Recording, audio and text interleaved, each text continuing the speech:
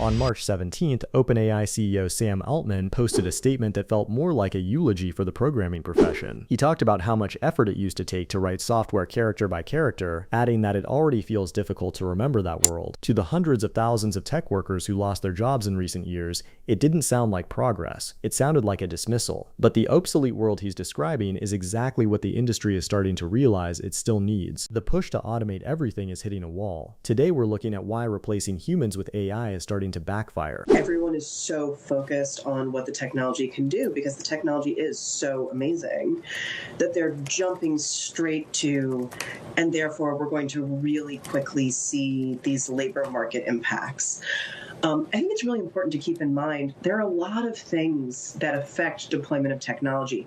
IT policies, economic pressures, demographic changes, liability concerns. And so the question isn't just what can the technology do, but how quickly is society going to, and companies going to rearrange itself around it. 2/3 of employers who cut staff to implement AI are already rehiring for those same roles. A significant portion reversed layoffs within months after realizing automation couldn't sustain the workload. We were told AI would be a digital coworker that never sleeps, but in reality, most companies are finding that it replaces tasks, not people. And that misunderstanding has created a serious problem. What we're seeing now is the beginning of a junior death spiral. Entry-level hiring has dropped sharply as companies try to automate simpler work instead of training new talent. But if you don't hire juniors today, you don't have seniors tomorrow. Companies have effectively broken their own talent pipeline, and now they're facing the consequences. There are fewer people who actually understand the systems being built. Yeah, and when you look at this data, I mean, strikes did play a role, so we should see those jobs coming back.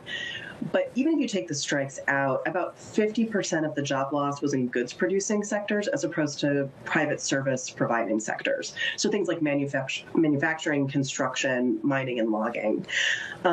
Those are not sectors that we expect to be affected by AI in the same way. And for context, right, they were about 50% of the cuts, but they're only 16% of employment.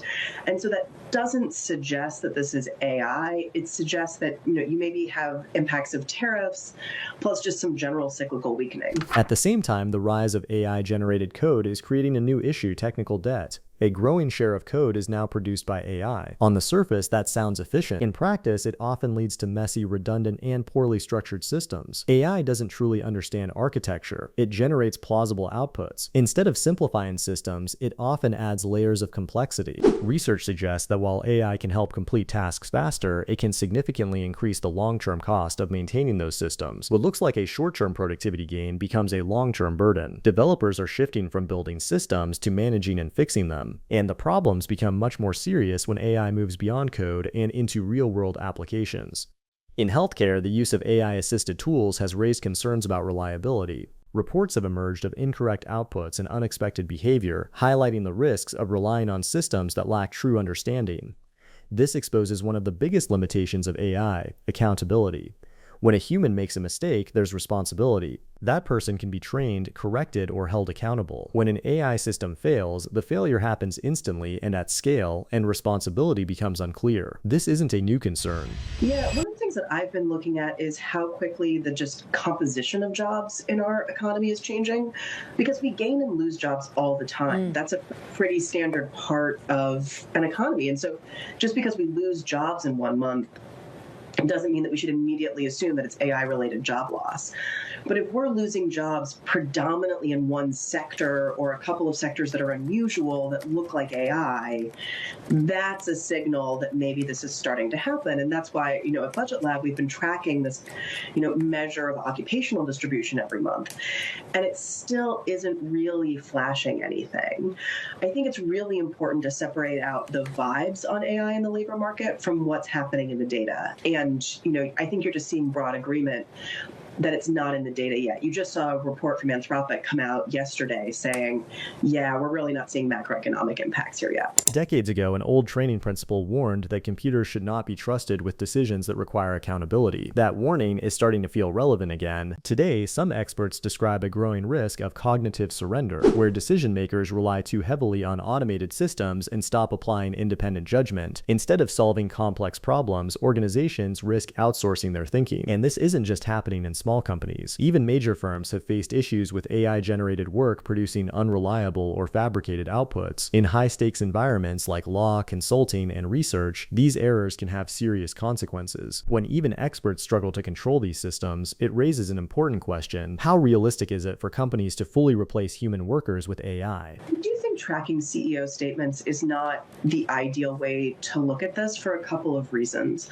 right? One is there's huge selection in who even makes a statement about layoffs. Your hardware store down the street is not issuing a statement every time they lay someone off.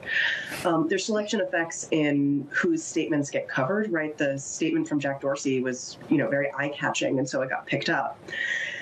And also, frankly, CEOs have incentives to talk about things in a certain way. Shareholders want to hear that they're making AI investments and driving productivity. And they may not even have a perfect sense of what hiring would look like in the absence of AI. And so I do think it's a moment where, yes, we should listen to people about what's going on. We should listen to CEOs, but it's really important to go back to the data and make sure we're taking a really data-driven approach here rather than, following the latest company announcement. So why did so many layoffs happen in the first place? In many cases, AI became a convenient explanation. Rather than admitting to overhiring or financial pressure, companies framed layoffs as part of an AI-driven transformation. It reassured investors and boosted confidence in future growth. But behind the scenes, the reality has been more complicated. In some instances, companies still rely heavily on human labor, sometimes outsourced or hidden behind automated systems to do the work AI cannot handle. This gap between perception and reality is starting to close.